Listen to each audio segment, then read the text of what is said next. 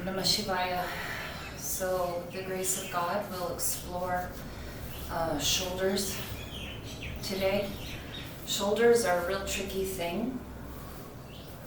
Shoulders are extremely critical to our neck, cervical health.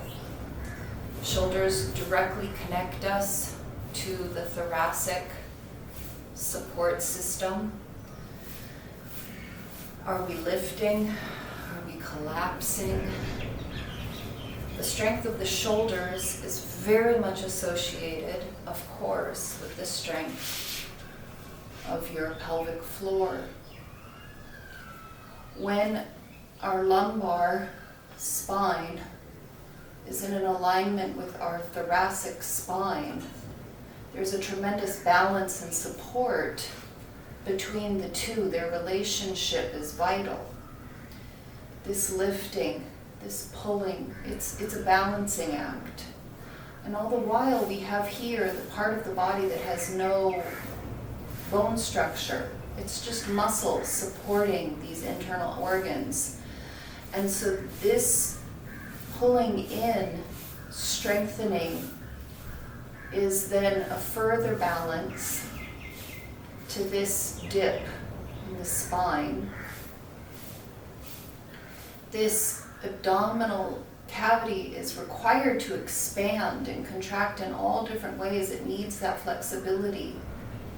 And we have this structure here where we don't have any bones. So we have this great mobility. But what happens is that we often forget the total relationship between these opposite opposing forces, the balancing act of the whole body. And so we can address the shoulders, but we need to remember that when it comes to the shoulders, your strength in your pelvic floor is going to be critical. And remembering this relationship between these iliac crests and this rib cage, these bottom ribs, when our alignment, when our strength is fortified, the ability for the sternum to hold itself and allow that vast cavity for breath, contraction, expansion, it becomes very powerful. Our shoulders often take the brunt of our misalignments, just like our knees do.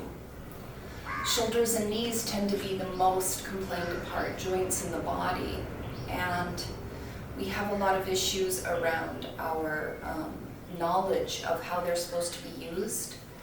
There's also a lot of yoga postures and modern yoga postures which, strangely enough, were created to accommodate a yoga mat. So today what I want to do is I want to very, very minutely go through a few shoulder exercises and positions specifically for people who have cervical pain, neck injury, shoulder injury, elbow injury, wrist pain. So what's happening is that most of our wrist pain is a referral from the elbow, which is a referral from the shoulder. Neck pain is usually a referral from the sacrum, radiating in the shoulders. I want to explore some very common yoga postures when we're coming into like chaturangas and things. And we just want to look at what's natural for your body versus what's being told to do from the outside in. We want to come from our inside, see what our structure is allowing us to do in that moment.